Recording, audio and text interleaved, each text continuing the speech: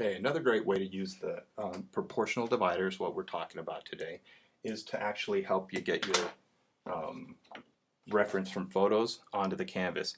I mean, there's a lot of ways you could do this. The most common way is gridding. I'm going to show you how this would be much easier than gridding, plus teach you along the way. You see, on the actual picture, I put crosshairs, and there's, like I said, there's no right or wrong way. You could put your crosshairs wherever you want. I like to put them in a spot that's very usable, like the bottom of the nose, side of the nose, okay?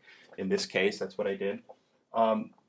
Then all you have to do, instead of gridding up your paper, which you do with the grid method, is you actually just give yourself a vertical. I'd recommend using a ruler and a horizontal line, okay, to kind of measure against. So basically, you're going to transfer measurements from here, and you're going to decide how big you want it to be. So here's from the horizontal line down to the bottom of the chin. Go here, horizontal line, measure to the top of the hat here. That looks like a decent size to me. So you can just go here, give yourself that mark, horizontal line to the bottom of the chin. Here's this mark. So here's the bottom of the chin, all right? And then you can just go ahead and measure to your heart's content. I mean, what I like to do is actually start with the drawing at this point. And actually, you know, I mean, I'm looking at the grid kind of like sets up, I mean, this crosshair even sets up similar things that would happen in actual gridding as well. So from here, here, I'm basically setting up the size of the head, okay? I can come back and actually check it anytime I want. I know the side of the nose hits here, bottom of the nose hits here.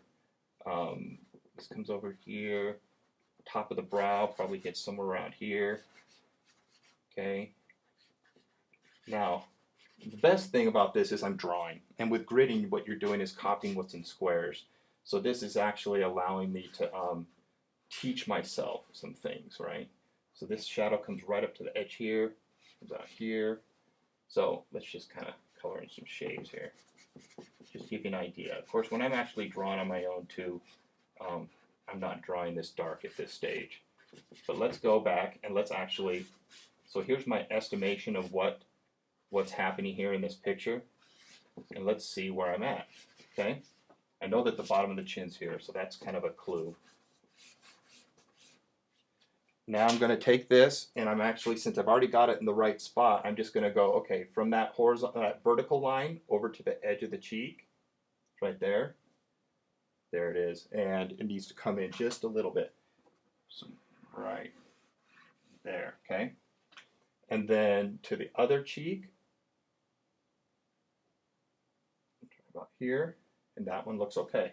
So that hits right about there. I know the chin's here. Here's that shadow.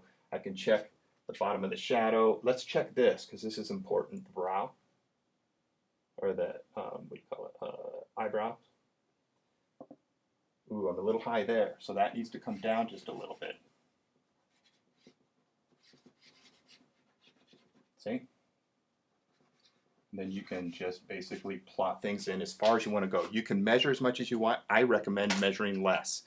You're going to check yourself. You're going to grow as an artist more when you're actually making mistakes, coming back and correcting them. Okay, you end up looking at the picture differently. Thanks for watching. Bye-bye.